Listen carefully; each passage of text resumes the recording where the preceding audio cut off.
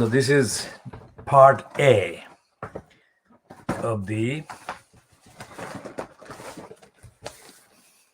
campaign for justice for baby angel Geronimo edition of the KhoodeelaarTV television channel.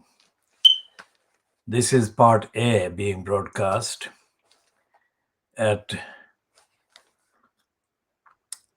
9 GMT and 5 minutes past 10 in the morning in London on Sunday, the September 5th.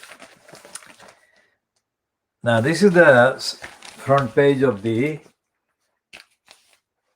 Sunday Times, owned by Rupert Murdoch.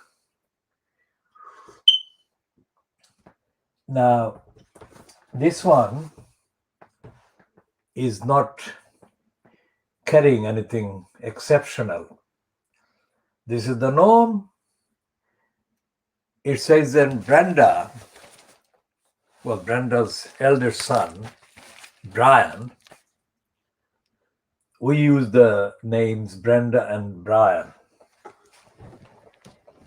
Following the tradition of the original authors of those names that began to be circulated in the contents of the fortnightly Private Eye magazine. I don't believe that either Brenda or Brian was coined by the corrupt Ian Pissoff, who has been in post of editor from the mid-1980s. Ian Pissoff is a corrupt, absolute corrupt, selfish liar. And we should be talking about that. And also about the fact that the Wikipedia has been suppressing contents that used to be available on the internet about most of the crooks like Ian Pissoff. So it's a kind of very anodyne, plasticky, untruthful kind of entry most of the times. We shall come to that later in this edition. Now, going back to this one that Brian, this is the CBE, private event of CBE that was part of the package of the, let's say, the benefit, the fruit of the bribery and corruption. This is a man that wouldn't be otherwise given the CBE without that bribe, quite clearly. Now, this is the man, the one on the left, well, the man that is Brian, Brenda's elder son. This is about to, he is likely to kind of appear as the next king, probably sooner than even he expected, because the, quote, leaking, so-called, of the arrangements, the formal arrangements for the events that will follow after Brenda snuffs it, suggests that somebody in the kind of monarchy or around the monarchy somewhere is making advance arrangements for Brenda's kind of replacement by Brian. Let's put it this way.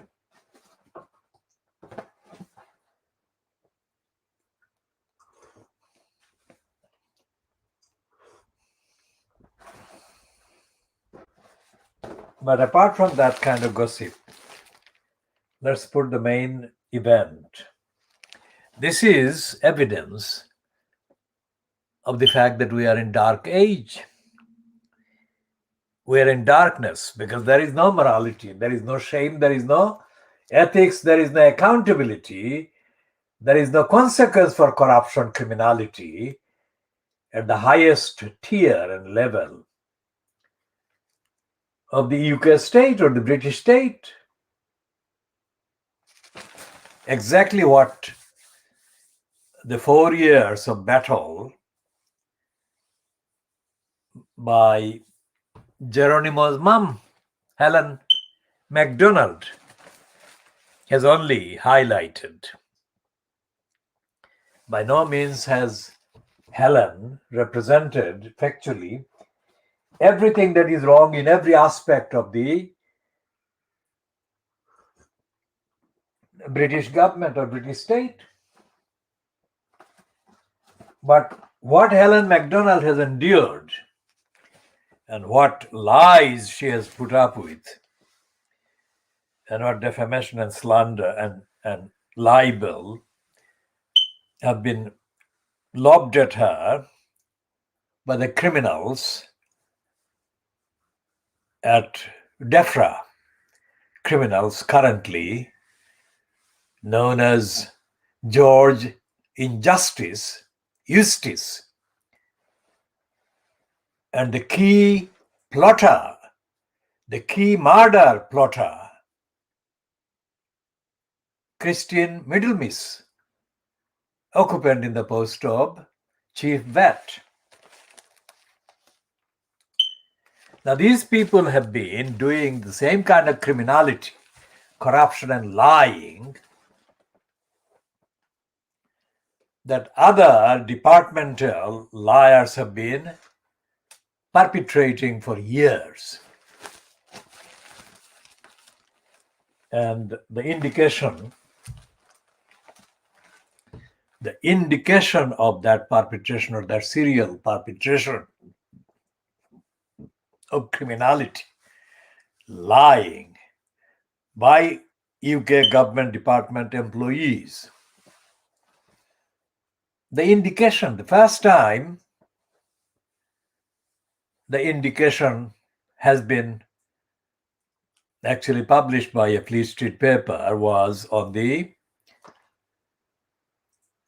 30th and 31st of August 2021, bylined to Chris Cook.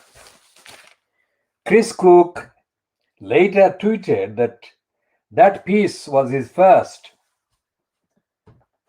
in his return position. I mean, he's been back to the Financial Times where he had been working before, but he took some years break and he worked as an advisor to David Willett, a Conservative MP.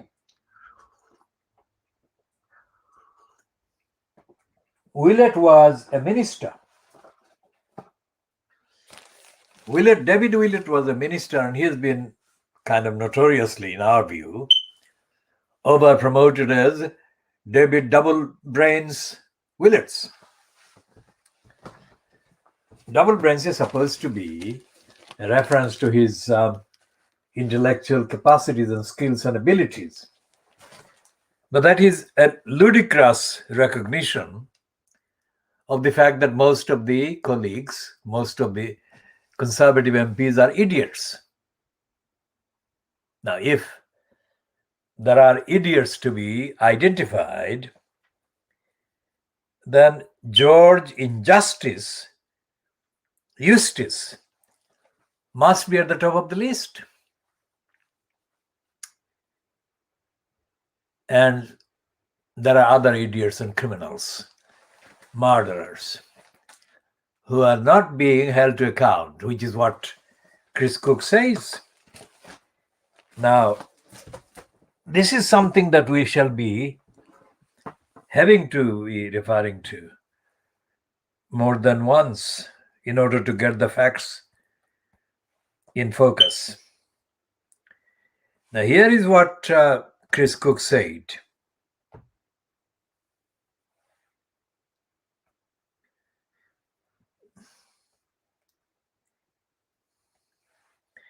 Now, that piece was headed, this shows that it was 6 days ago it was published, it says. What it is saying is that it was posted online 6 days ago, which would be correct because his piece is dated 30th of August. And it was printed in the Financial Times on the 31st of August, which is a very significant date in the history of fighting evil and in the campaign for justice for Baby Angel Geronimo. Now, we call him Baby Angel Geronimo to recognize the truth of his utter, total, universal, angelic innocence in every respect. So Chris Cook said in the Financial Times, the online piece that is headed, UK officials are going to great lengths to keep their secret secret.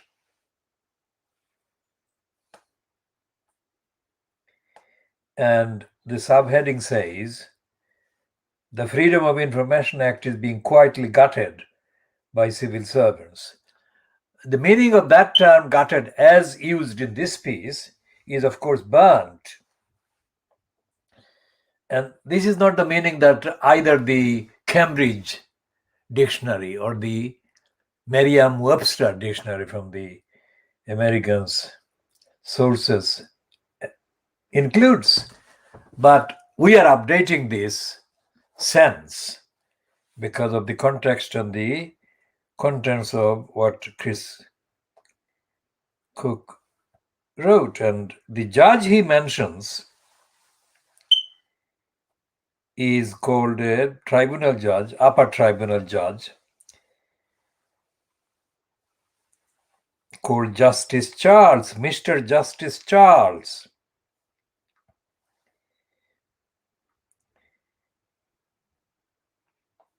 And Chris Cook says that Mr. Justice Charles dismissed the government's appeal, etc., etc. And we shall go to it's quite a lengthy copy.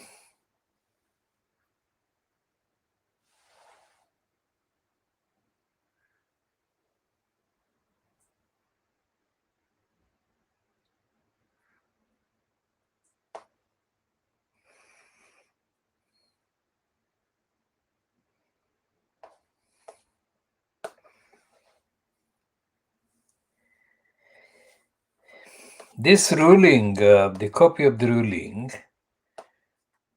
contains 122 paragraphs. And it's signed by Mr. Justice Charles, President of the Upper Tribunal, on 30th of March 2015.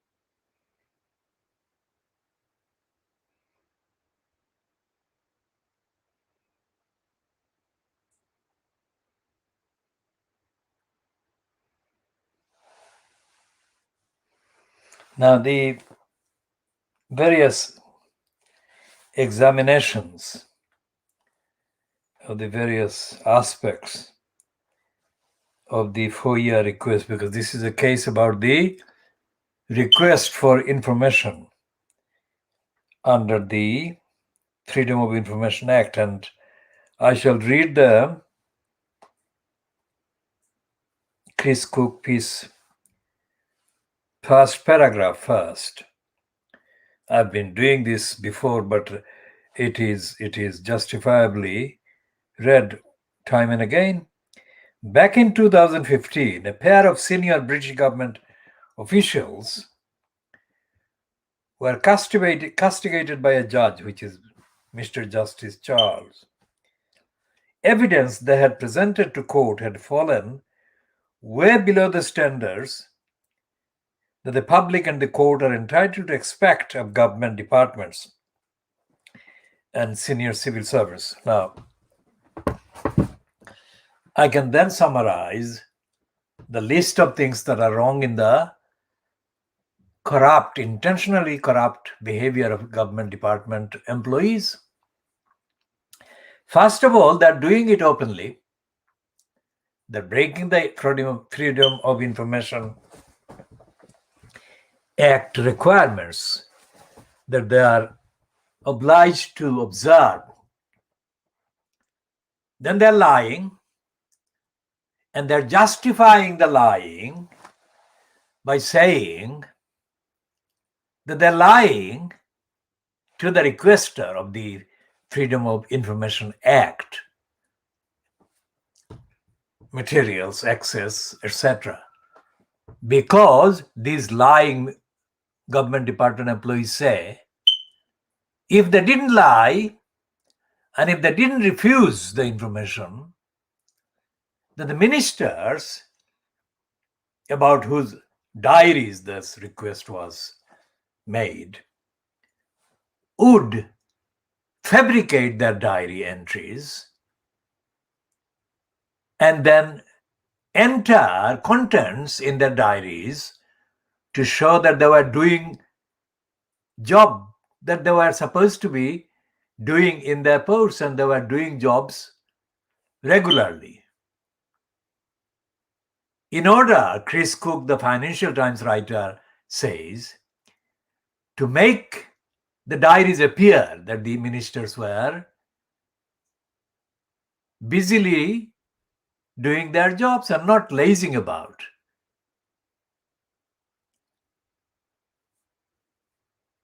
Now, the government officials are liars and were lying there because they could not say what they said in the court or in the tribunal, that they were controlling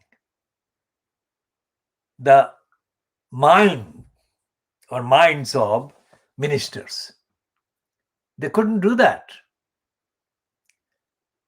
Because if they did that, then they would be in conflict with the ministers themselves. So they made up. And the fact that they made up that excuse didn't actually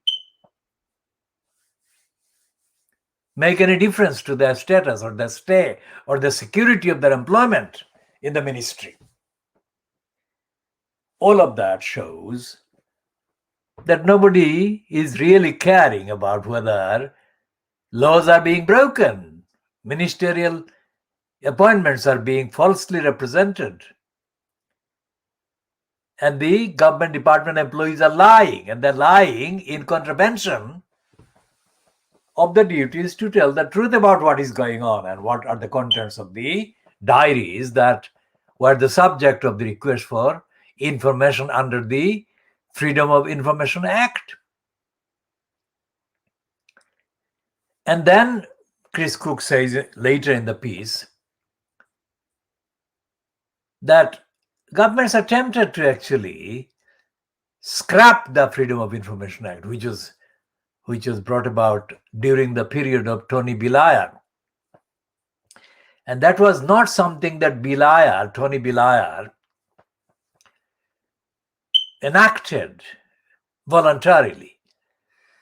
That was during the time when the UK was still, 18 years before the Brexit. So it was a long time before Brexit happened. So the UK was still pretending to be a member of the international constitutional law framework, transparency framework. But quite apart from that, the actual push came from the campaign done by an American freedom of information campaigner who had settled in the UK and was actually pushing for transparency in many ways for several years before the Freedom of Information Act was reluctantly published. Heather Brooke.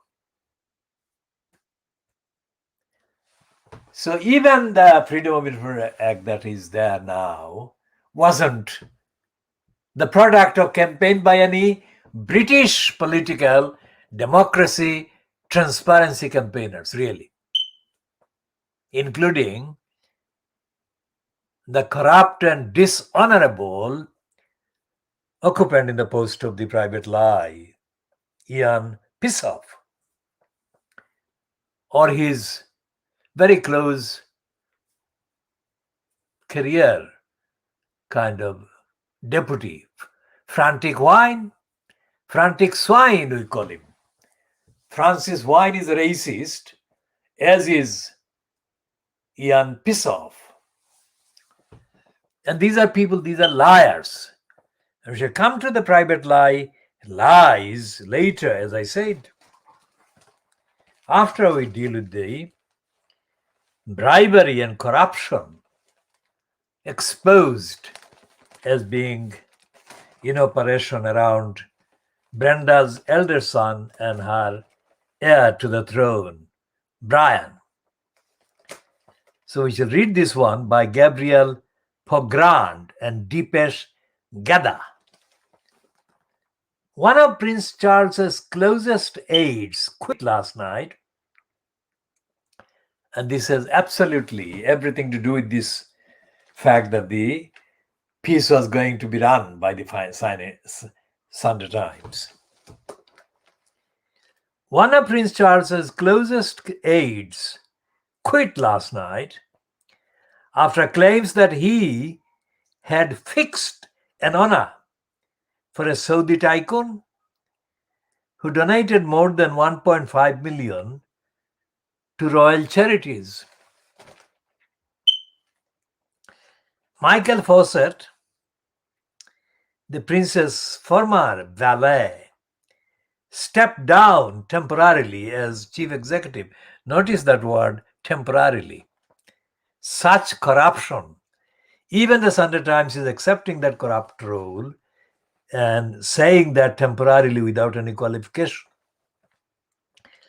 As chief executive of Princess Foundation, after the Sunday Times provided evidence of Charles's dealings with the businessman. Now, let's put it this way. Why should that man resign? Or why should that man be the only one to resign? Why not Charles? Because Charles was the one who was in the thick of it, doing the wrongs. So that goes back to the Financial Times piece by Chris Cook, who said that it doesn't really matter if they break the law. And Brian has been breaking the law, the laws as part of that are supposed to be in place as a part or parts of the unwritten constitution, unwritten settlement, including the role of the, quote, monarch. Now, so he said that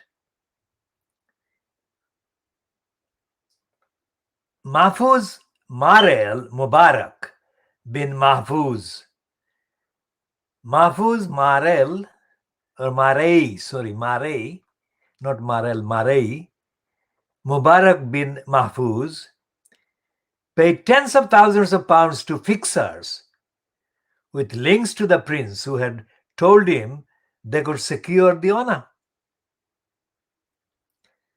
Then it goes to the next paragraph and says, Charles 72. I mean, what's the significance of that one? Gave Mahfouz 51. It is even more ridiculous to give the comparative ages of these two. Charles 72 gave Mahfouz 51 his CBE at a private ceremony at Buckingham Palace in November 2016.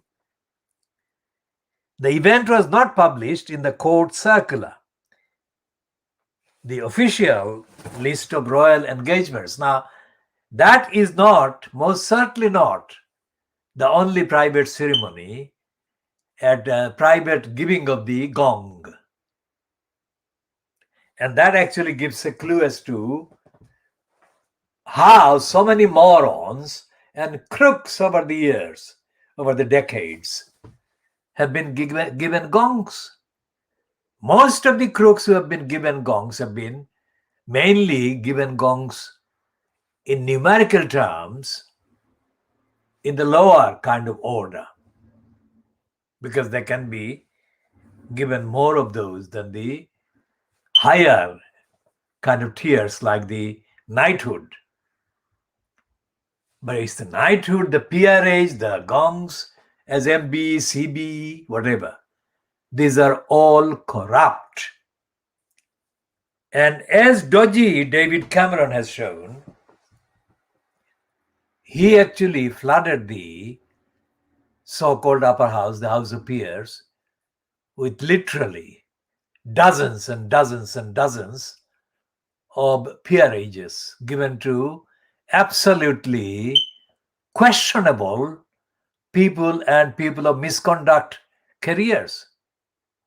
Johnson has been doing the same. And although numerically smaller in comparison to the ones that Dodgy Dave gave, Theresa May has done the same thing. And before that, Major did this. Before that, Thatcher herself did this. So all these gongs and the so-called honors are disgraces and dishonors. And the fact that there have been so many since Harold Wilson, quote, the Labour Prime Minister, was caught in the scandal of gongs he gave to one or two recipients. The fact that there have been so many more than all the gongs given by any and all the Prime Minister occupants from the Labour kind of side shows that it is absolutely a sickness and a disease of the Conservatives. And the fact that that disease, despite the fact that it is a disease and it is absolutely out in the open, and it has not been even raised as a serious violation of ethics, morality, transparency, etc., shows that the Labour Party has been dead for a very long time. The Labour Party politically has been dead for a very, very long time. The Labour Party has been dead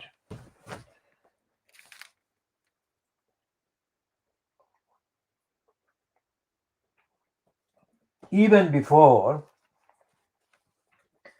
Starmer, even before the crook Starmer was even biologically born. So when he said that Starmer has politically murdered the Labour Party,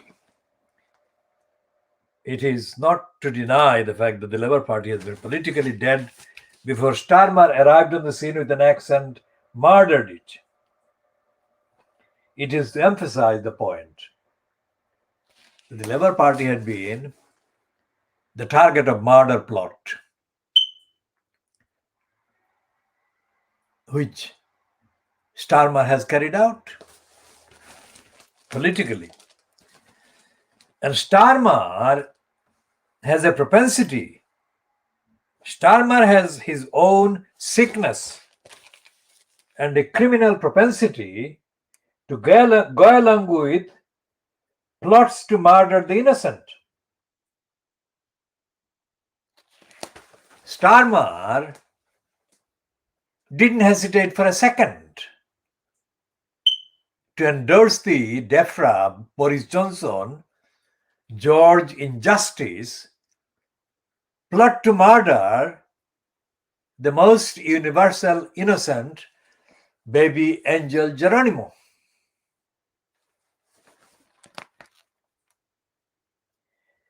Now, with Starmer in that murderous complicity with the murderers of DEFRA, from DEFRA, who is going to give a toss how much Charles in fact benefits by way of bribe and bribery. And there is no other political party in effect in the UK. There is no party called the Green Party, which is dead. There is no party that should be even mentioned in the political party, the Lib Dems. The Lib Dems are supporters of fascism, supporters of criminality in their own wrongs. So it's a dark land. England is a dark land. There is no transparency. There is no ethics, no accountability, no morality, no consequence for criminality. Not done by the people in ordinary kind of street. But all of these criminality and corruption and murder plots being hatched and perpetrated by people holding positions in so-called government. So Charles aids fixed CBE for Saudi tycoon who gave 1.5 million, which is nothing. If 1.5 million gets him a CBE, then what does billions of pounds equivalent being given as bribe by the Saudi regime over the years get them? Surely. Endorsement, support for mass murders and massacres that the Saudi regime can carry out without any objection from the UK. So the UK is in a state of darkness. It's not a state of darkness because I'm lost for wars or there are no other wars. This is literally the state of darkness. And I'm going, this guy, the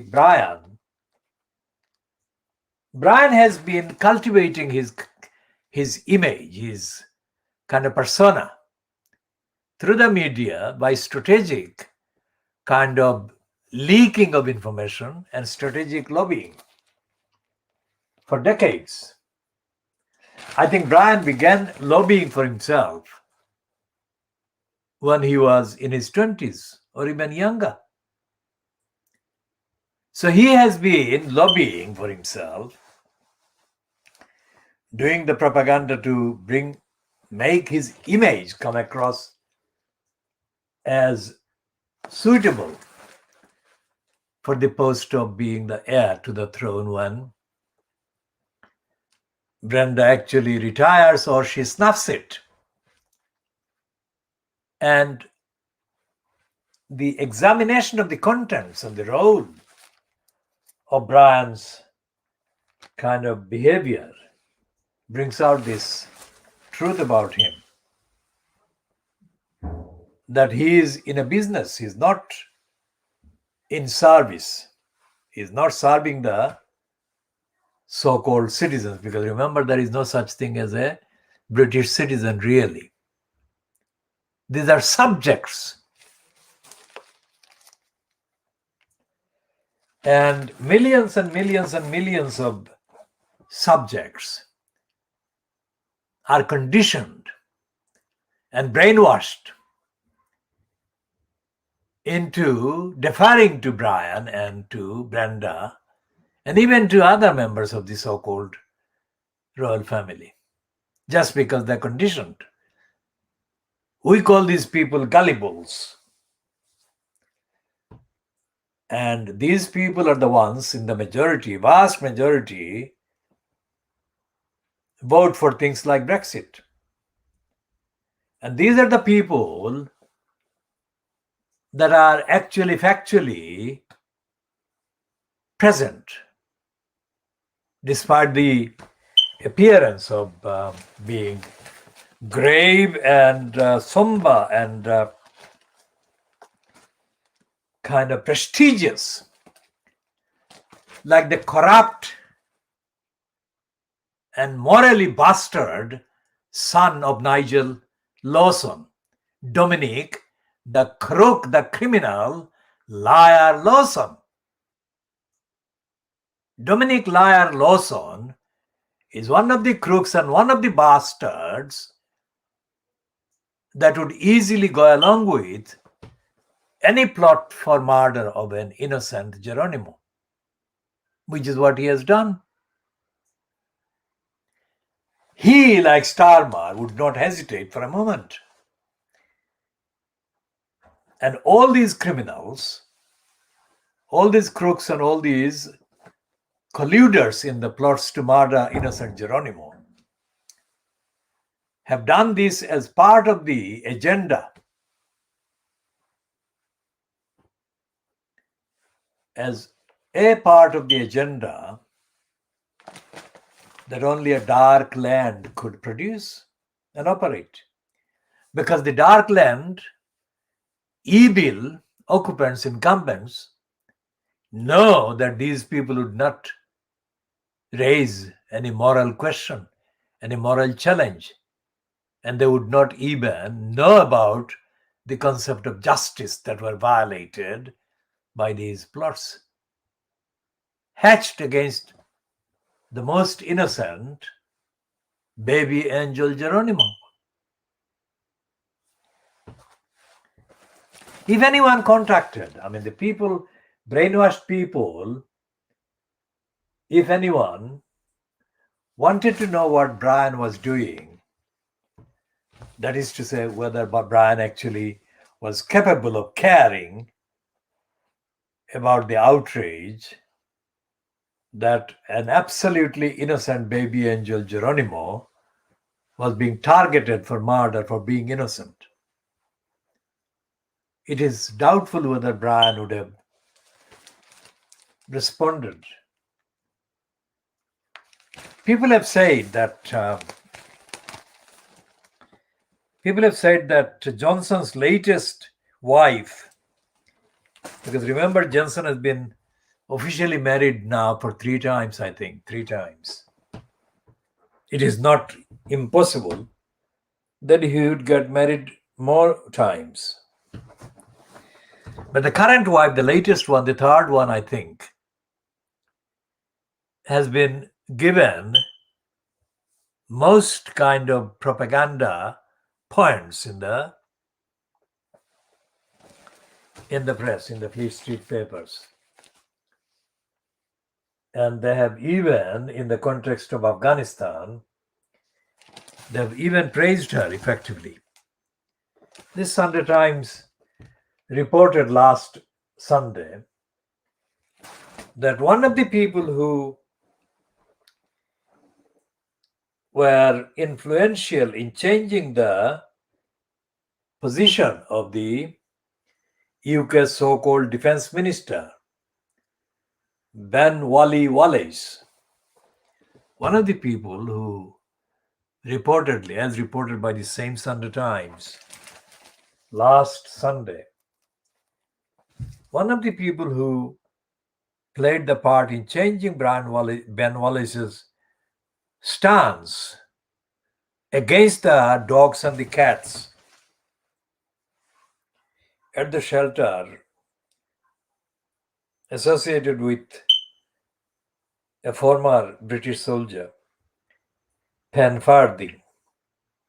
One of the people reportedly influencing that change in the stance of Ben Wallace was Kerry Simmons. I'm taking some time to say that in order to get this emphasis clear. Apart from Kerry Simmons being mentioned, she has been mentioned as Kerry Johnson. But we prefer the Kerry Simmons because that is the name that still is more widely known. So Kerry Simmons and her current husband, Boris Johnson, were mentioned as two of the people that influenced Ben Wallace's hostility to the rescue arrangement for a number of the dogs and the cats associated with Pen Farthing. Now, if that is the case, because the row between Pen Farthing and Wallace, in terms of the manipulations around the media, was getting higher profile than anything else, any other aspect of the so-called rescue operations out of Afghanistan. So if that is the case, that Kerry Simmons was one of the influence which eventually helped the rescue of at least those cats and dogs that did get rescued, then it follows that she is capable of influencing government decision, government stance, or the stance and the decision made in a government department that is part of the so-called cabinet cabal fronted by Boris Johnson. So when people contacted Kerry Simmons, people mentioned Kerry Simmons as one of the people that had been contacted to help the campaign for justice for baby angel Geronimo. On the evidence of her reported role in relation to Afghanistan, Kerry Simmons, on principle, should not have refused to support the cause for justice for baby angel Geronimo. Kerry Simmons should not have stayed silent. And she did both.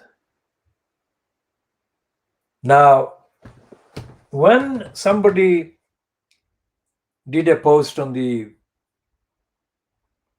Facebook page called Save Geronimo, and they said that they had contacted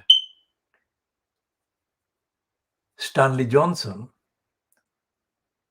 and received a reply from Stanley Johnson simply saying that he was doing his best. It became very clear to me that Stanley Johnson, like Kerry Simmons, had been told to shut up and had been told to not support the campaign for justice for baby Geronimo. Because Stanley Johnson is the one who made the most extensive statement condemning the DEFRA attack plot against baby Geronimo. His piece was written and published in the Sun, which in terms of popularity, in terms of the numbers of people kind of accessing it, is, if not the most widely read website and news outlet, but the second one after the Daily Mail. And what Stanley Johnson said in the piece in the Sun was reported elsewhere in other news outlets. And the three-word phrase that Stanley Johnson used against the plot against baby Geronimo was stated in random murderous errand. And Stanley Johnson reportedly said that it should be stopped because it was a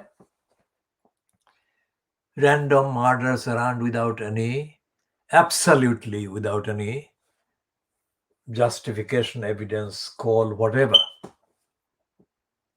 Murder plot against baby Geronimo shall never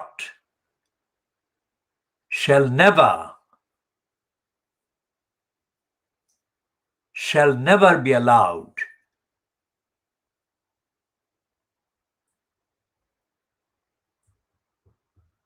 We say this on the evidence. And we say this by secular evidence as well as spiritual evidence. We say this with absolute total moral conviction that the attack plotters against baby angel Geronimo were wanton criminals let loose, and that itself constitutes evidence, more than enough evidence, that England is dark land.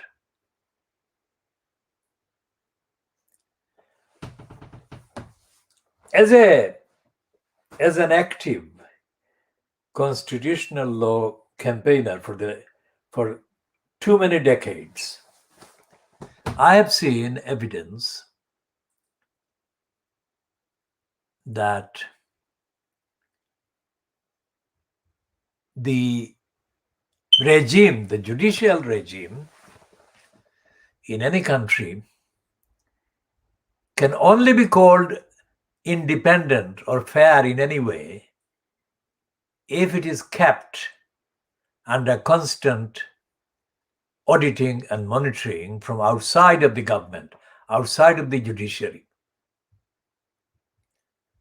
Why? Because every single holder in a position, as a judicial position, is only a human being. Only a human being. The fact that they've got some kind of formal qualification makes no difference.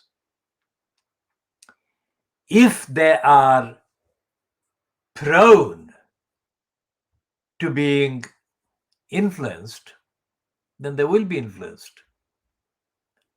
And what has happened in the UK, and I'll come to the exceptions in a little while, but essentially the main role of the judiciary when it comes to affecting individuals and families and people inside the domestic jurisdiction. The judiciary in the UK, in England, behaves like the Nazis' judiciary. Think about what I've just said.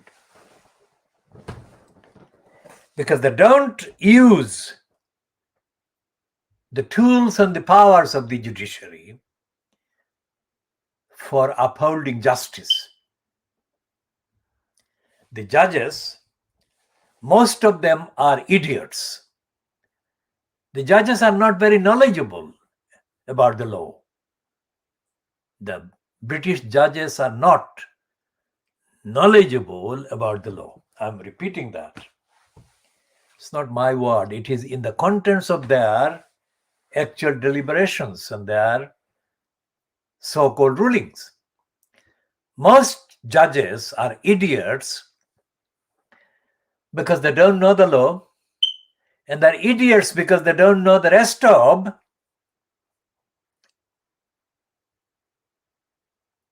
the truth that they must know. They don't care about the truth. Once they are put in that post,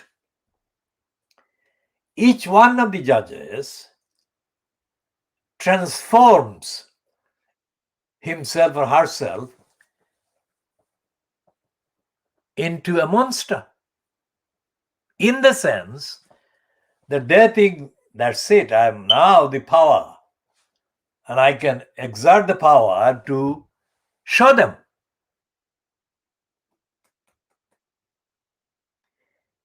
And the language, the attitude of the absolute majority of the judges shows contempt for ordinary people applying for justice or remedies.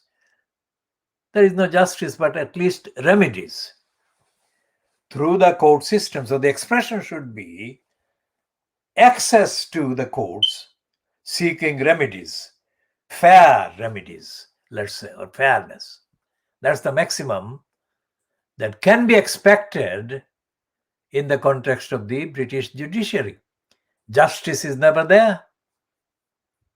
Not in any case. So let's take one example.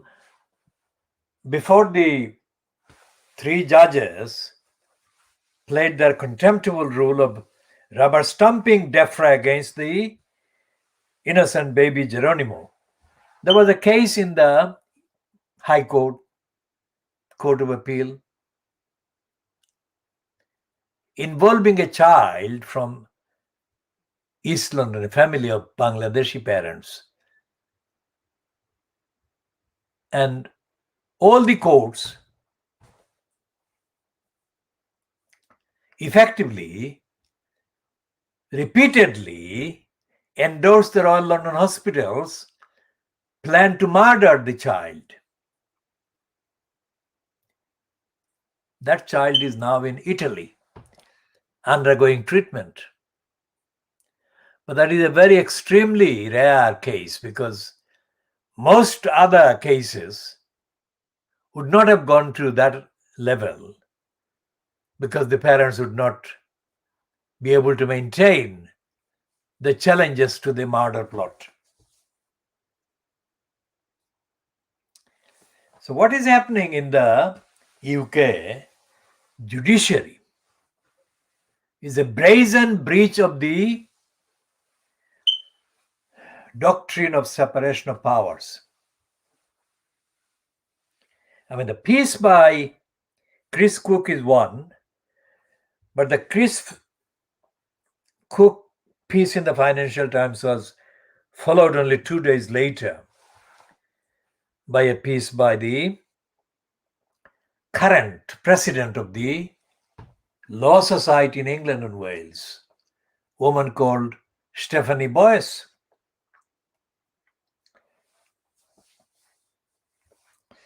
So taken together, the two pieces in the Financial Times by Chris Cook and Stephanie Boyd are, as I said at the beginning, two of the most rare pieces in Fleet Street. that even mentions the fact that the UK judiciary, UK state was breaking the law, intentionally breaking the law, committing crimes on purpose.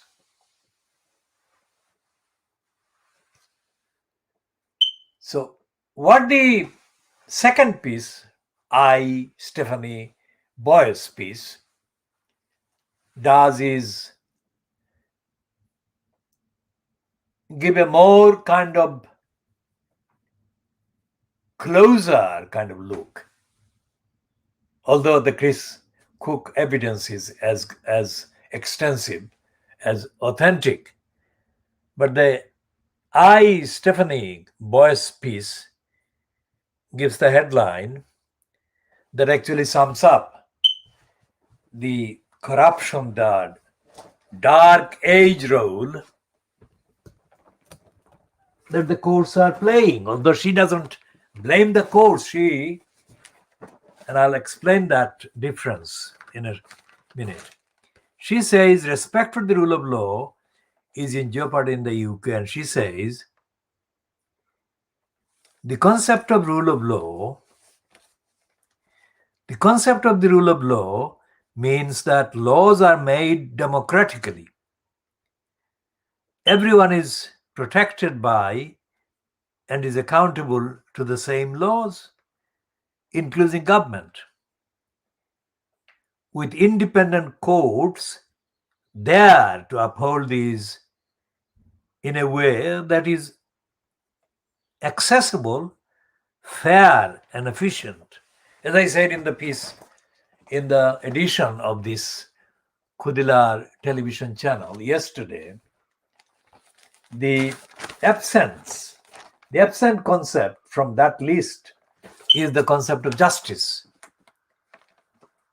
Now, she of course says that the courts are there, independent courts are there to uphold these in a way that is accessible, fair, and efficient. She doesn't say and just. But she makes the assumption that the courts are operating independently. That is not the case. Of course, she is in post. She is a solicitor and is in post as president for this current year. So it's not a permanent post, she's a kind of within the law society, it's a kind of political post. So Stephanie Boyce is being kind of guarded there. She doesn't want to offend her professional colleagues in the courts. The law society, of course, is daily linked professionally in terms of trade with courts of one description or another every day. So Stephanie Boyce is doing that by not telling the whole of the evidence that she has, let's say. I'm not accusing her of being corrupt, but I'm accusing her of being a careerist. But despite that fact that she is a careerist, she is having to admit that respect for the rule of law is in jeopardy in the UK because the evidence is so overwhelming that even a careerist Stephanie Boyce has to admit it. Otherwise, thousands and thousands of solicitors will be made redundant really. Because if the rule of law, the various formalities, etc., are abandoned by the courts and the government, what's the point of solicitors? Because it is to uphold and propagate and advocate the rule of law and due process, which she doesn't mention in the headline, but that is included in the discussion and the article expressing serious concern about the jeopardy in which the government has put the rule of law in the UK. Now, Stephanie Boyce is not a high-profile legal intellectual by any means. She's only given that space by the Financial Times because she's the president of the Law Society of England and Wales, and she will stop being that. Somebody else will come to hold that position. And within the Law Society of England and Wales, there is no process ongoing, and there has been no process for a very long time to examine, scrutinize the breaches of the rule of law, the due process, anywhere. I have been, if not the leading campaigner intellectually, I have been one of the main campaigners for a very long time against judicial corruption and criminality. And I have been campaigning based on evidence of judicial corruption and criminality exhibited in the behavior of Murray, Griffiths, and Stacey. Most magistrates, they're not called magistrates any longer, they're called county judges. This change of the title to judges makes no qualitative, moral, ethical difference. So the judges who sit in the magistrates' courts are corrupt and racist and contemptibly so. I'll give you an example. There is a thing called the Tower Hamlets Law Center. It's a dead thing. It doesn't work. But there has been a period when the Tower Hamlets Law Center was almost alive. And I have been engaged against it throughout the period of its existence, and now its non-existence effectively. Tower Hamlets Law Center has been manned and womaned by people, so-called solicitors and barristers, who have been aiding and abetting criminality and corruption. In the late 1980s, I was told by somebody in Brick Lane that a member on the committee of the Tower Hamlets Law Center, which was at that time based in Commercial Road, London E1, not far from the Watney Street Market. I was told that the said member of the management committee, I wasn't a member of the committee, but I am and was a campaigner right along all the way. So this person in Brick Lane told me that a member of the Tower Hamlets Law Center's management committee was opening people's correspondence addressed to the law center, not to that member, and abusing information that was contained in the particular people's correspondence to score points against individuals, abuse the information. Whatever the purpose, whatever the use or abuse, that was wrong. So I contacted the law center in good faith. I had no particular involvement in the correspondence. I was only doing the ethical thing that I do. So I contacted the law center and I said, so-and-so has been doing so-and-so according to information, the words that had to be used to protect the various privacy interests, information about people.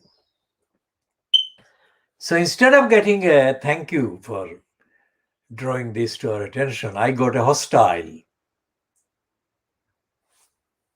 kind of response, which included the denial of the alleged abuse and suggested that I was kind of interfering with the law center. Words to that effect, which I wasn't doing. I didn't have to interfere with the law center whatsoever. By chance, the person against whom the allegation was made proved the fact that he was looking at the correspondence, and he verbally challenged me in an encounter that he had provoked in the street in New Road. And he challenged me in many ways, thus leaving me no option but to file a criminal complaint against him with the local Stepney Magistrates Court at that time. Remember, this was late 1980s. And when the hearing took place, instead of looking at the evidence and expressing concern about privacy, rule of law, and all the other things, the magistrate decided to repeat a series of insults in my direction for daring to file a complaint against this particular abuse in the law center, by the law center. This had no sense because there was no evidence justifying the series of insults against me because of what I had actually complained about. So there was nothing as a result of the outcome, as a result of the complaint to the magistrate. The magistrate became a criminal himself. Years later, the same person against whom I had made the complaint was involved in a series of allegations, abuse, and so on. And that exposure, nothing to do with me, it is by his own kind of colleagues within the law center. That exposure spelt the end of the law center as it used to be. And the law center became a bureaucratic addendum after that. Let's put it this way. And it is no longer active. Now, this is the abbreviation of a very long, large kind of set of facts into a few minutes. So I could, let's say, multiply and cite evidence of so many judges, magistrates, licensed law trader, barristers and solicitors, legal executives, and local councillors, and so on, to show that in Britain there is no justice, no access to justice, to the courts. Which is why I have devised a series of constitutional law approaches to fight the illegality of the courts. Some of those devices I have shared in posts that I have posted and published on the Facebook Save Geronimo kind of Facebook page. And as I said yesterday in the piece, in the broadcast yesterday, Saturday, I don't know yet whether any of my suggestions was taken up by any of the genuine supporters of the baby angel Geronimo. My suggestions include making mass applications to many county courts across the country seeking justice for Geronimo, baby Geronimo. There are two sides to it. One is that the court's not necessarily going to hold the hearing immediately. And if they do, they are not necessarily going to kind of agree with the claims or the demands against DEFRA. But that doesn't matter, because the fact that applications and demands have been made to county courts can be publicized to such an extent that the fact of the applications serves as a deterrent to DEFRA and the government.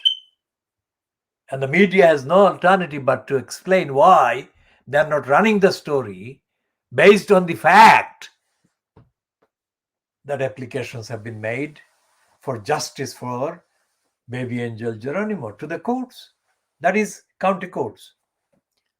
Mass applications or applications signed by dozens of people as claimants can be filed in the various divisions of the High Court or to the Court of Appeal or to the Supreme Court. It doesn't matter. If they say that there is a procedural reason not for not being allowed to apply to the Court of Appeal or something, or one or the other of the several divisional courts,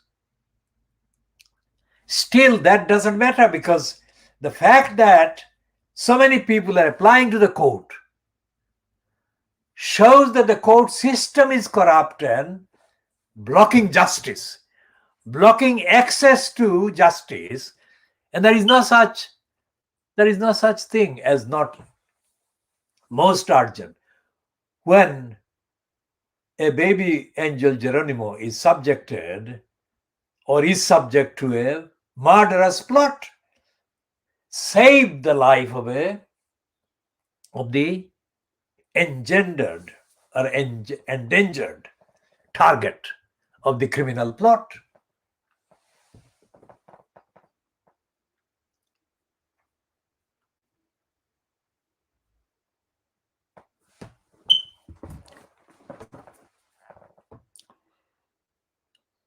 And this is something that has not been, if you like, explained yet. So here, going back to the piece by Chris Cook in the Financial Times,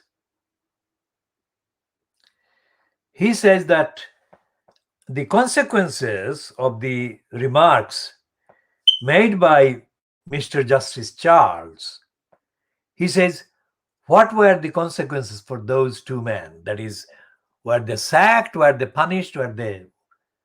He said, in fact, one of them, Sir Alex Allen, remained the Prime Minister's official advisor on ministerial standards until he, that is Alex Allen, resigned in 2020. There was no disquiet in government about this rather brutal ruling against an ethics official.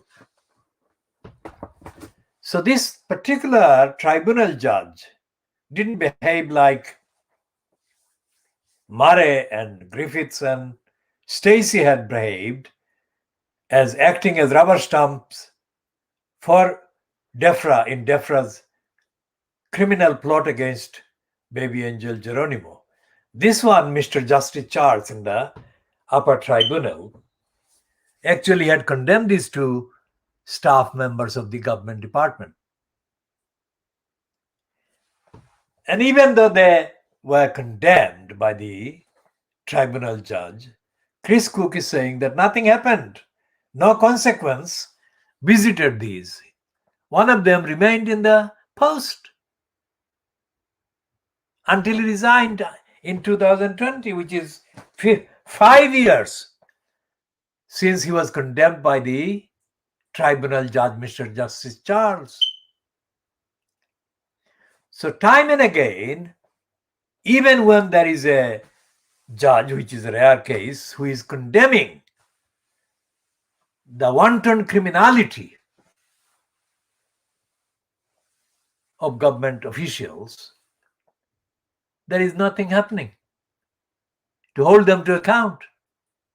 So this is the dark age government, dark age rule. What are the victims of the criminality hatched by DEFRA to do?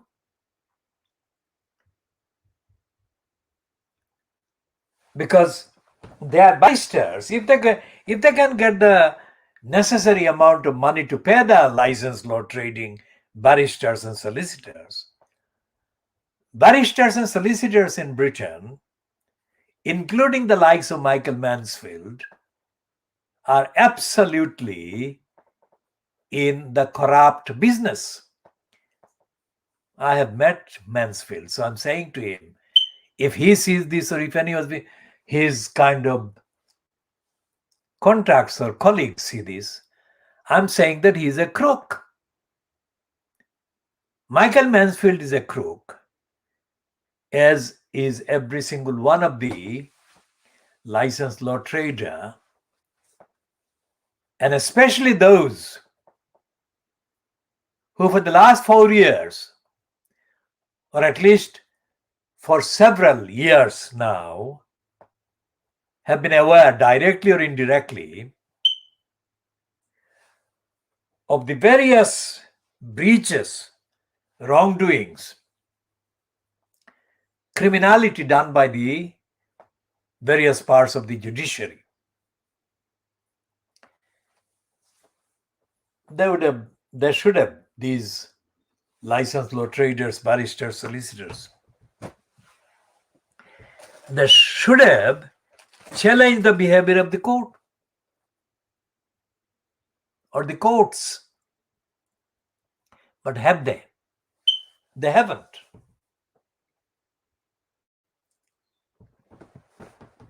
Why haven't they done that?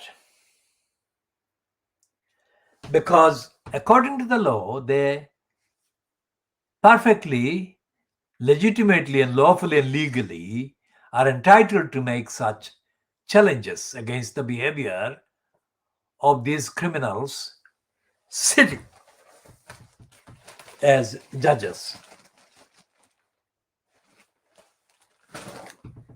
And the short answer is that they don't want to, as the saying goes, rock the boat. That is the wrong kind of fear, because it is their duty to challenge criminality by the judiciary, by the judges. Their duty in a country that is governed by due process and rule of law. By not challenging, by not opposing these judges, that is, the licensed law traders who know about the criminality and wrongdoing of these judges are behaving like criminals themselves. So the doctrine of the separation of powers is dead.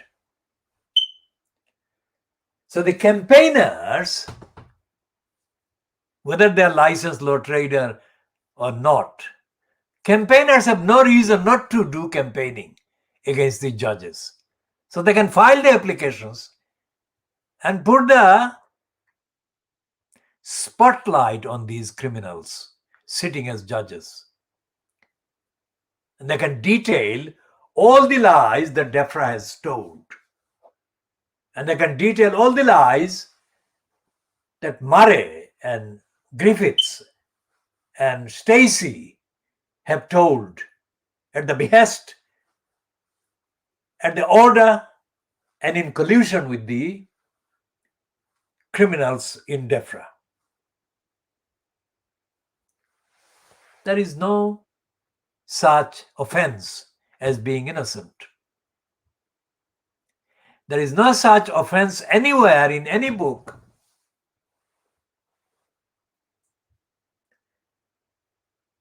that can treat the innocent as guilty, as innocent as doing wrong. So the biggest, the most powerful, and the strongest evidence against the criminals sitting as judges and the criminals plotting against baby angel Geronimo are the DEFRA and the sitting judges. And any ordinary, reasonably aware person would know that the UK is signatory, signed up to dozens. I say dozens, but that's not the main number. The UK has got an entire website dedicated to international treaties, international charters, international conventions, international agreements that cover all these treaties, conventions, charters, agreements cover almost every aspect of life.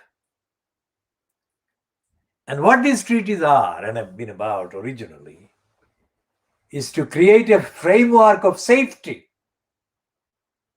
a framework of protection against an abusive state, a corrupt state, a corrupt judiciary, a corrupt government or public department or agency.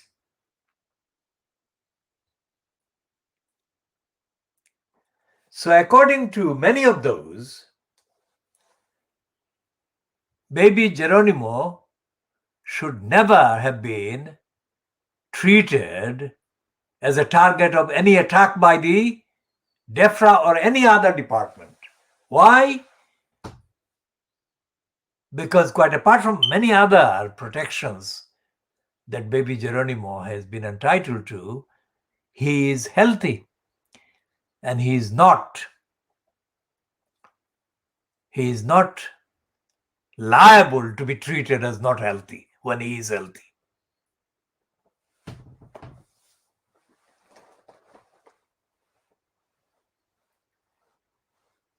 And he is healthy not according to one, not according to two, not according to three, but baby Geronimo has been healthy according to all the independent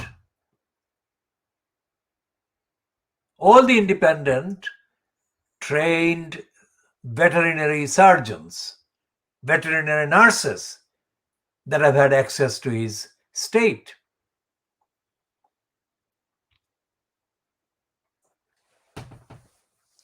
Now that is not a minor issue. In order to justify their libel and their defamation and their slander of Helen, DEFRA must be seen to have independently allowed independent evidence of every aspect of baby Geronimo's health.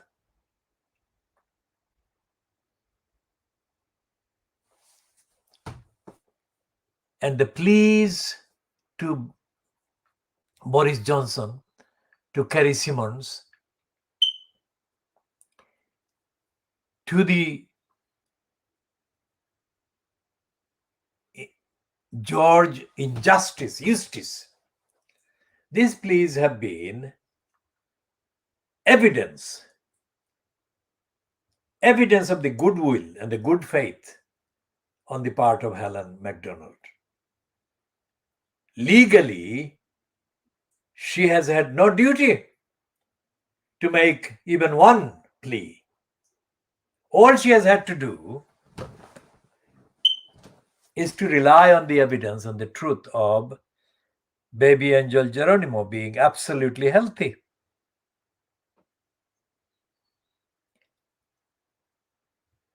And DEFRA has no reason for 4 years, no evidence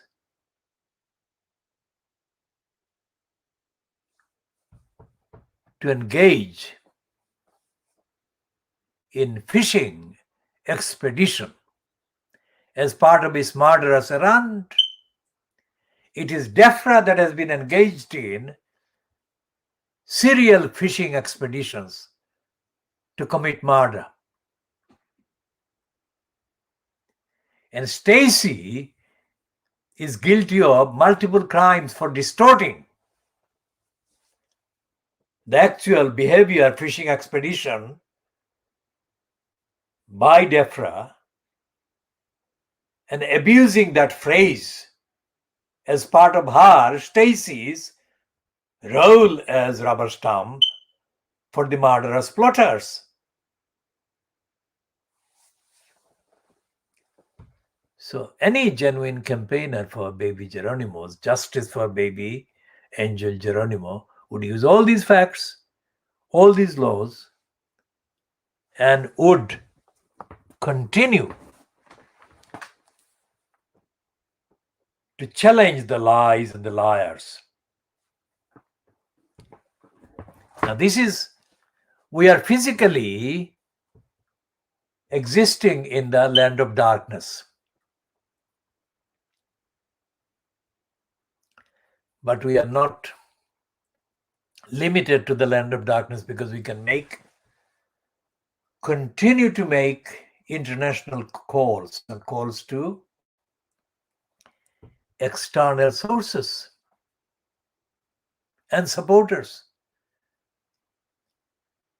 to continue to demand justice for baby angel Geronimo. And this is the fight against darkness, the fight against evil, that actually contains in it the fight that is all the elements and all the contents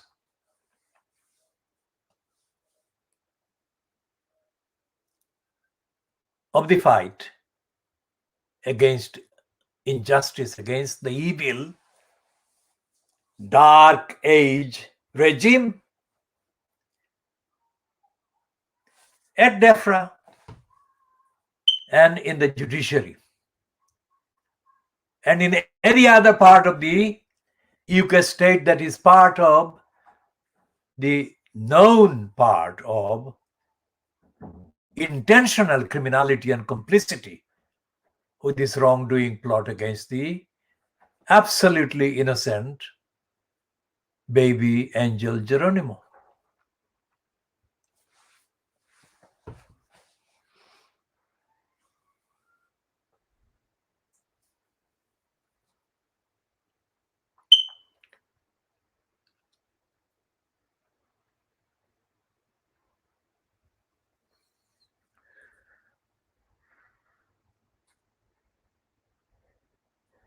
When the Times ran the front page. The Times ran the front page that Afghan refugees are going to be taught British values and culture. Now, which one of the crooks and liars came up with that?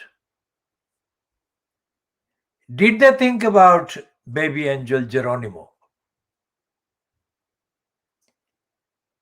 Did they think that for 4 years an English woman or woman in England Helen MacDonald, who has been brought to tears every time she has told them the truth and she has asked them to tell the truth and accept the truth. And DEFRA has lied and caused her endless pain personally as a human being. Every time DEFRA has lied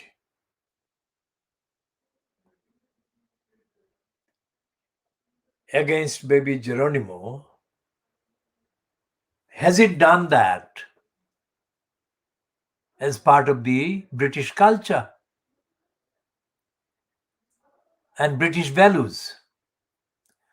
What British values and what British culture has DEFRA been following in lying about what Helen MacDonald knows about the healthy child baby Angel Geronimo? What values? What culture?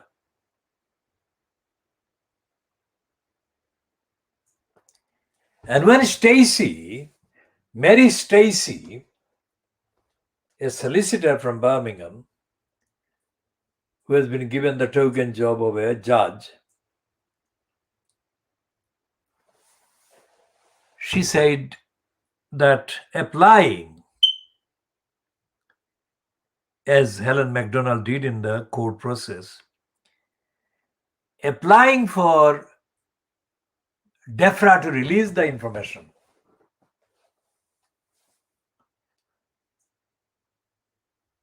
was like Helen MacDonald doing a fishing expedition.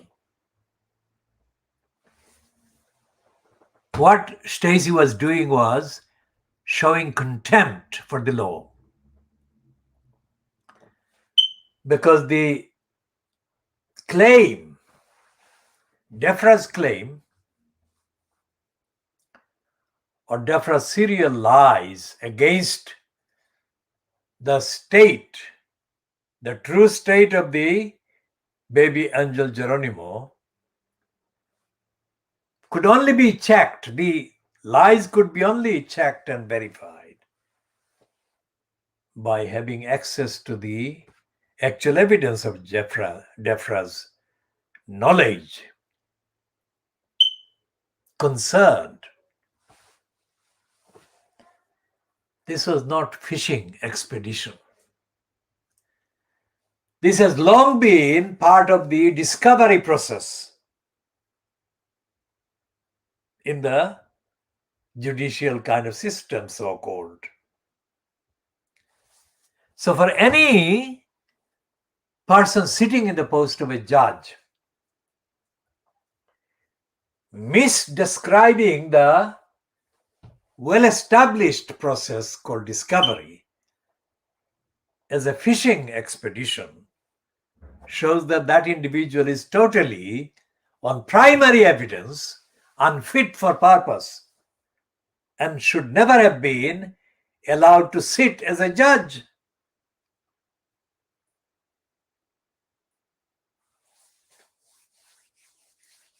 So anyone who fronts this cabal is unfit for purpose. And of course, it is on the record that is available from the proceedings in the House of Commons. One select committee at least has heard evidence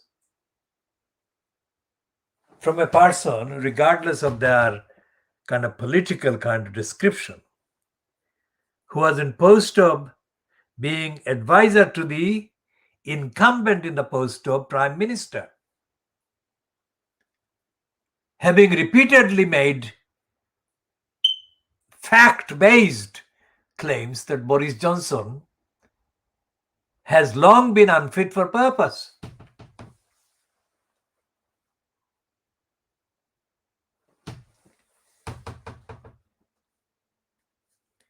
How can that be ignored? Because all of these combined evidence, combined statements, combined reports, combined accounts can be included as part of the argument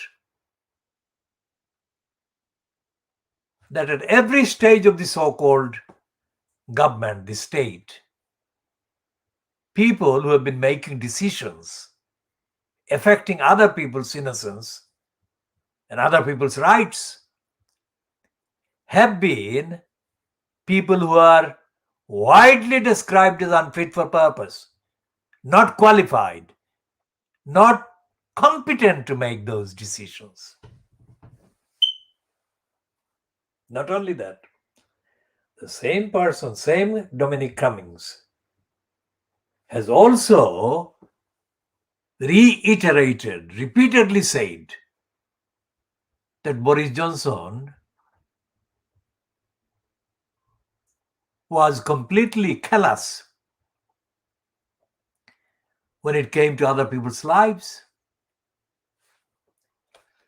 as encapsulated in the statement that let thousands of bodies pile up.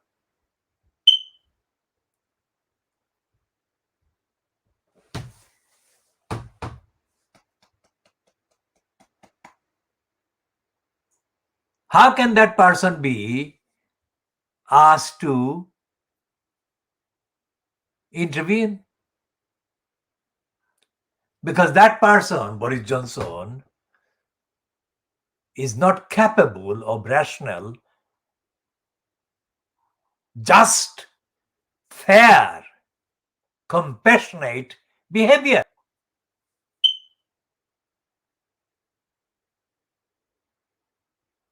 And that should be part of the narrative, part of the argument, part of the evidence.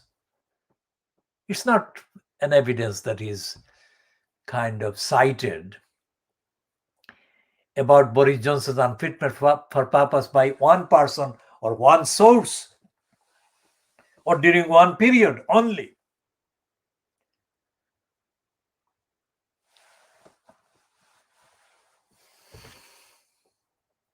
Take the kind of endorsement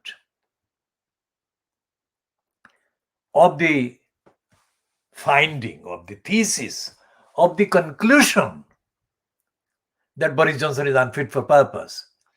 Endorsement coming from persons who have known Boris Johnson at very close quarters over many, many years.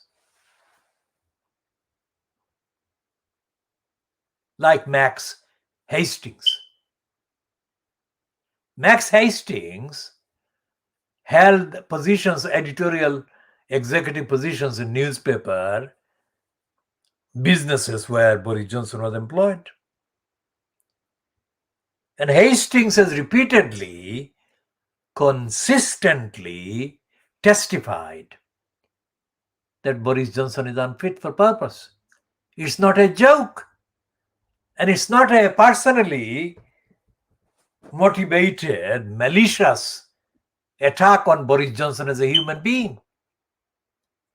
It is objective evidence. It is objective facts. Max Hastings is excessively on the record as having made dozens of separate statements against the claim that Boris Johnson is fit for purpose. He has said Boris Johnson is not.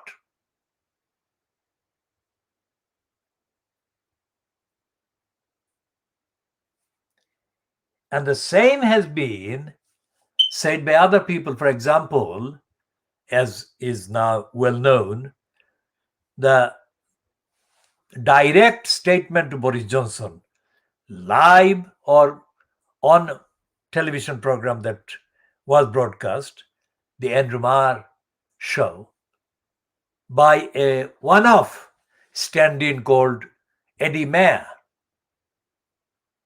Eddie Mayer presented the Andrew Marr show only one Sunday when Andrew Marr wasn't present. on some kind of leave or something. And during that interview, the Boris Johnson attended that program. Edema said, after reciting the then known list, most well-known list of lying and corruption of the facts by Boris Johnson, Eddie Mayer said, "You are a nasty piece of work, aren't you?" That was at the time 2013. Now, since 2013, many other examples have been established, solidly established on the facts, showing that Boris Johnson has been lying, have been abusing his position, and so on. For example, the entirety of the list of wrongdoings that he has been accused of doing while he was in post as mayor of in the name of, at the expense of the electors and the people of London, including the now reiterated testimony by Jennifer Arcuri and the accompanying testimony concerning a different period of time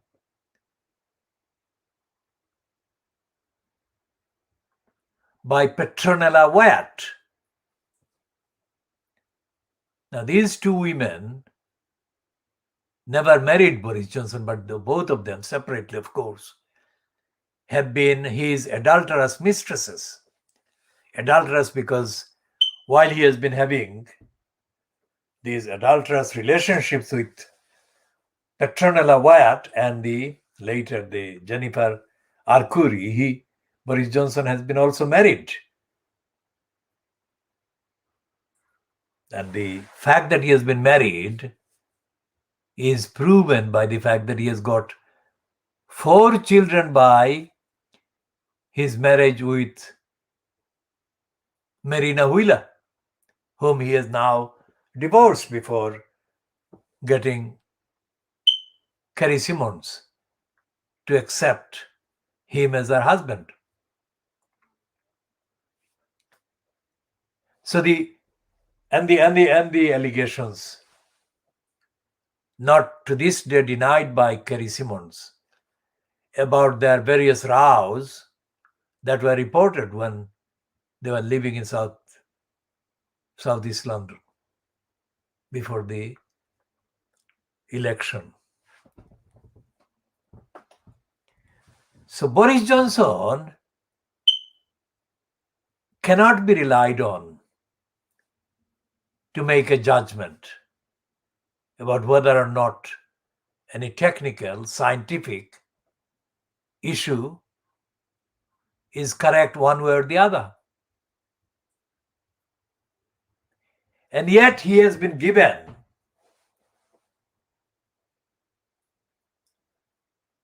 the assumed deference, authority by Stacey to make a judgment as to whether a murder plot should be carried out or not.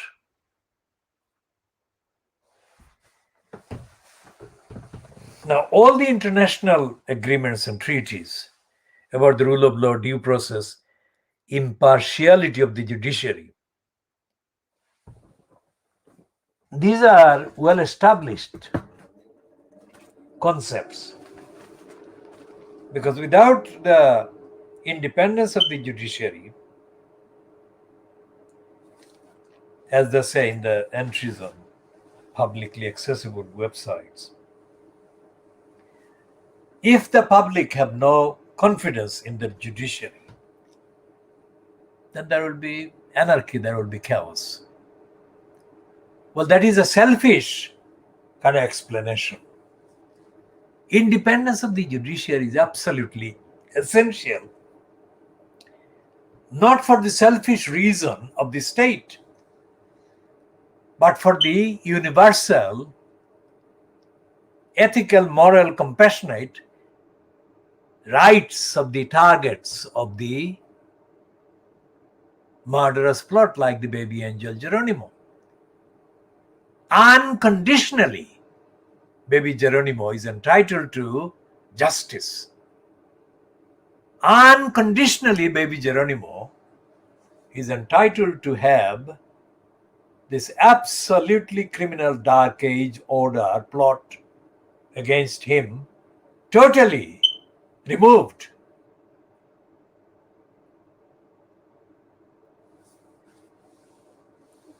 That is the least of the rights and entitlements of baby Geronimo. Baby Geronimo demands universally, compassionately, and in the framework of enlightenment, to be given an overwhelmingly comprehensive apology for being lied about, as does Helen MacDonald. We are focusing on baby Geronimo because baby Geronimo has been lied against by the criminals.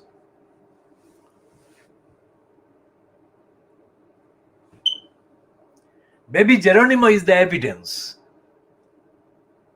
of the truth that DEFRA has been lying, that Johnson has been colluding, complicit with the lying, and all the other liars in between. Anyone who has been praising Johnson about anything in the last period since he became incumbent in the post of Prime Minister should remove their praise and apologize for praising Johnson. Who is Geronimo? It's a baby angel Geronimo. We call him baby angel Geronimo because that is the shortest description of this baby angel Geronimo.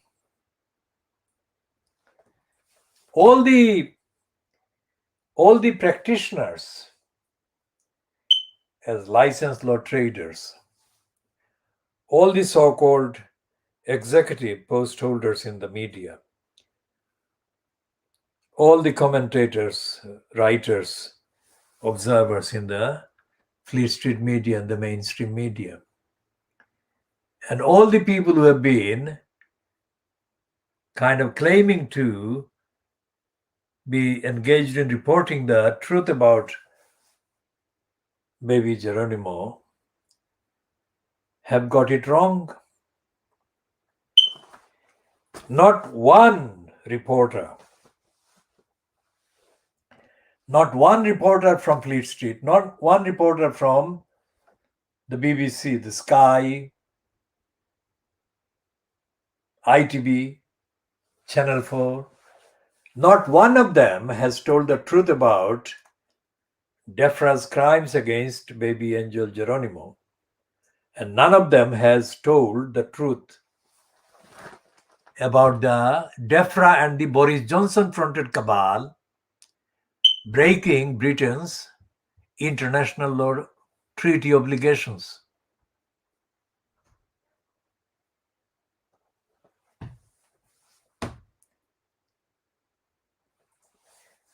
So baby Geronimo is a symbol, is the symbol.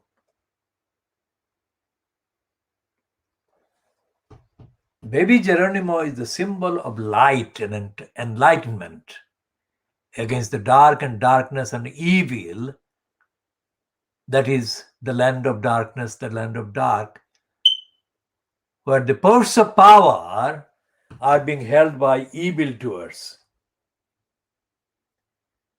defying moral law, defying constitutional law, defying democratic law, defying social law, defying ethical law.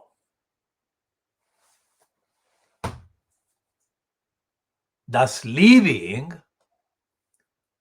the target of their criminality of DEFRA and Boris Johnson fronted cabal without any access to the protection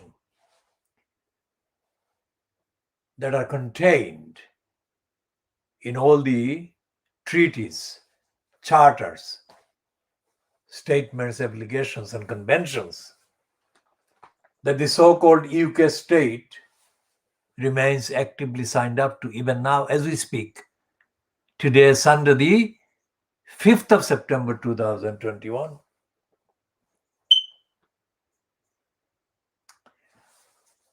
When all the organs, all the people, all the officials, all the post holders in the media, in parliament, in government, in the judiciary, and out in the society as a whole, all the individuals knowingly or due to lack of care or carelessly or uncaringly allowed the criminals plot against baby angel Geronimo to continue.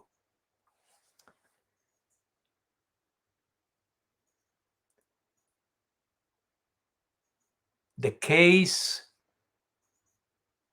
for delivering and offering and providing justice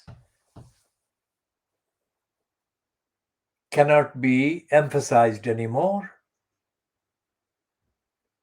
or cannot be emphasized more strongly and more persuasively and more factually and more on the grounds of evidence.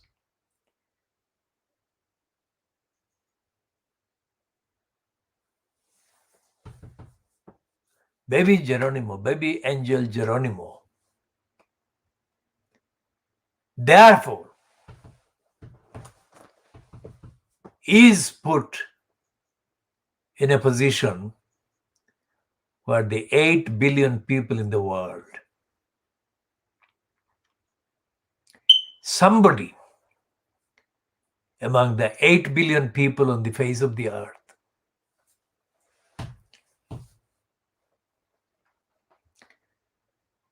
must exist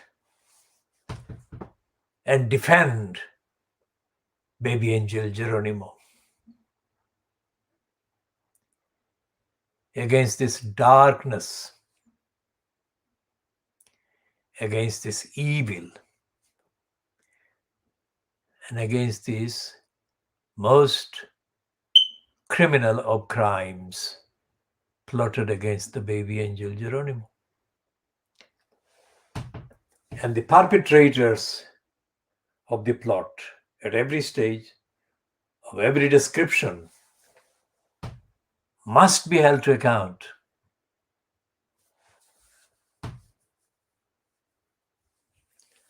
And must be held to account in the most enlightened way, so that all the supporters of the innocent baby angel Geronimo can witness and see the actual detailed holding of these criminals, these plotters of the murder, to account. There cannot be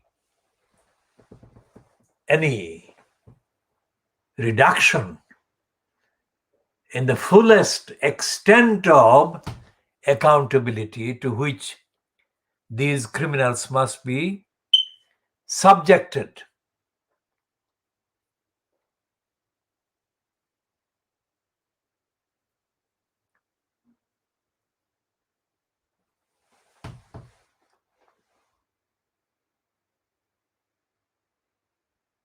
if the concept of innocence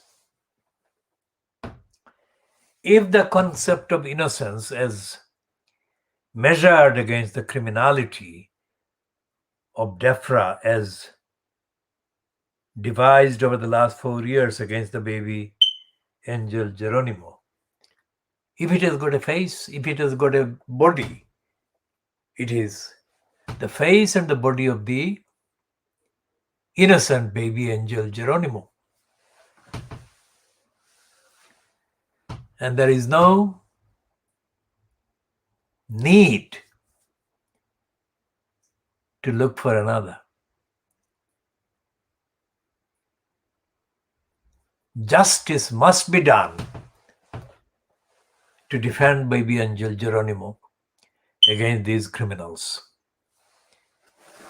And the justice must be comprehensive, and the justice must include the opening up of this darkness and the removal of this darkness.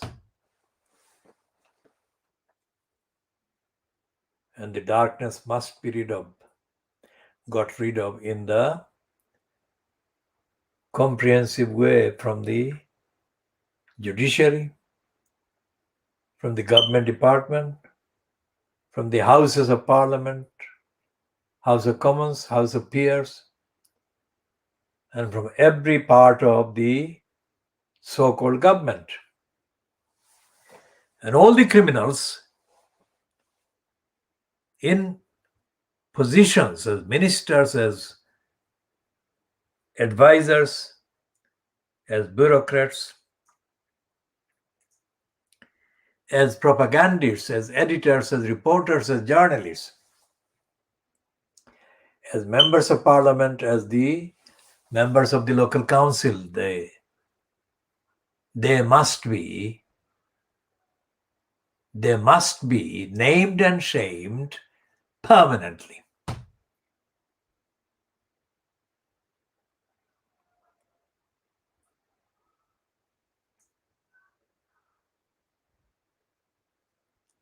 Everyone who ever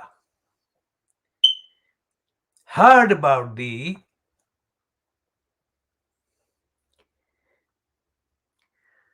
plots, criminal plots against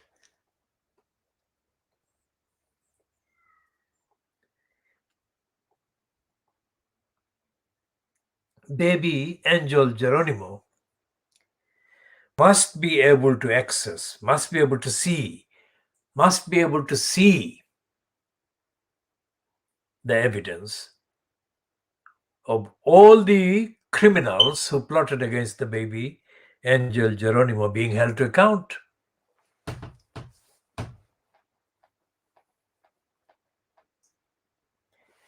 Anyone who has felt helpless at any time, helpless against the Boris Johnson cabal going ahead or showing determination to go ahead with the criminal plot against baby Angel Geronimo, while at the same time being aware of what the UK state has been saying about the Taliban, about the extremists doing injustice against innocent people in Kabul and even Afghanistan. Anyone who has heard this must be able to see the open and complete and overdue retraction of all the anti-Taliban and anti-Afghan kind of rhetorics and comments, as might by Boris Johnson, any MPs, anyone else.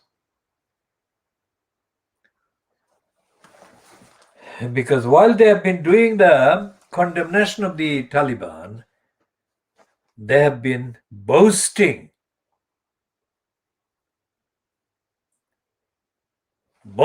of their lies against baby Geronimo, boasting of their power and their intent to hurt baby angel Geronimo.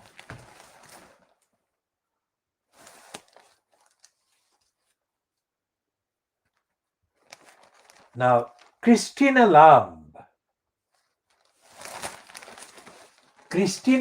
in the Sunday Times says this. She says that her piece, 2-page piece in the Sunday Times, says, our freedoms are dead. It's like a TV screen going blank. Well, this is a statement about Afghanistan. Now, what is the difference between whoever said that in Afghanistan, about Afghanistan, and Helen MacDonald?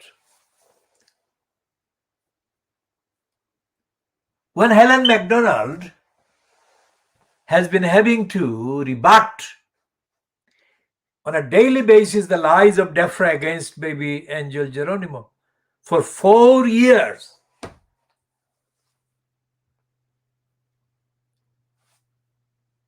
What is the difference between her feelings and the feelings of whoever said that is being quoted as the heading to the piece by Christina Lamb in Kabul?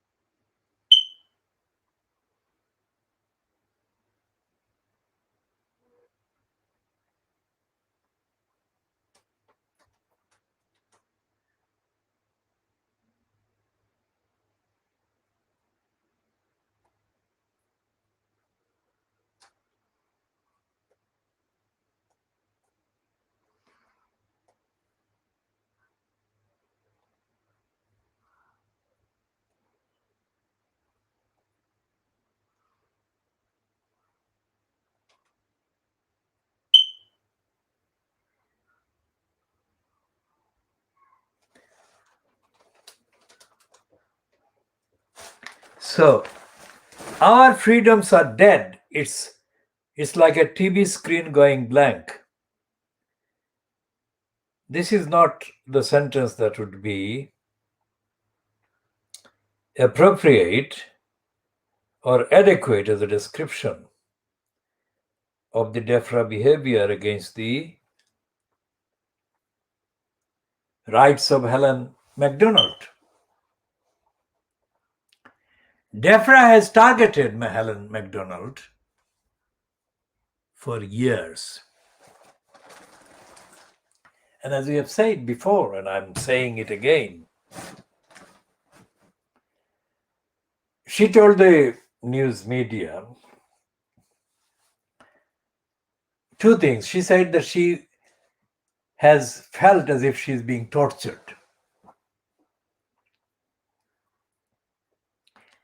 And then she says that she feels that she is being punished. Now, torture and punishment are two words that are very, very serious indeed. And these only apply at any level to proven wrongdoers. Even if the perpetrators of the torture are wrong, even they have to say that the target of their perpetration of torture has done something wrong. Well, nothing exists as evidence that Helen MacDonald has done any wrong.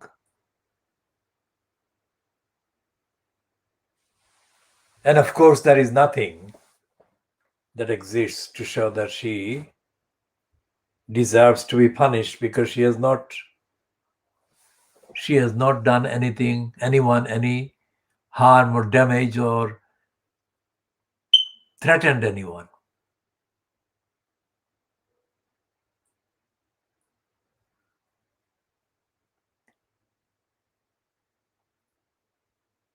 And this is the kind of total one-sided criminals attacking two innocent targets. One is Helen and one is her child, let's say, Geronimo, baby angel Geronimo. Even the Sunday Times has not published one single item of evidence that shows the targeting by Taliban or anybody else, or by the ISIS, so-called, targeting of anyone like DEFRA has targeted Helen.